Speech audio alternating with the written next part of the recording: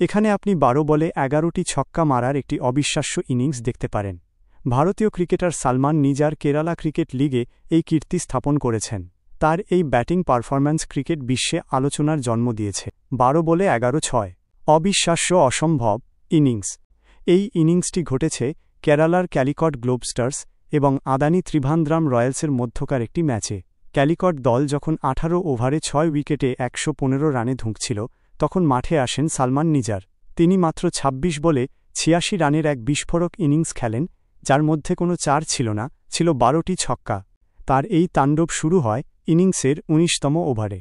তিনি আইপিএলে খেলা অভিজ্ঞ বোলার বাসিল থাম্পিকে টানা ৫টি ছক্কা মারেন। এরপর শেষ ওভারে তিনি আরও ভয়ঙ্কর হয়ে ওঠেন। অভিজিৎ প্রবীণের করা ওই ওভারে তিনি ৬টি বৈধ বলেই ৬টি ছক্কা হাঁকান, যার ফলে ওই এক ওভারেই দলের স্কোরবোর্ডে ৪০ রান যোগ হয়। সালমানের এই ব্যাটিং ঝড়ের ফলে ক্যালিকট দল তাদের ইনিংস শেষ করে ৬ উইকেটে ১৮৬ রানে।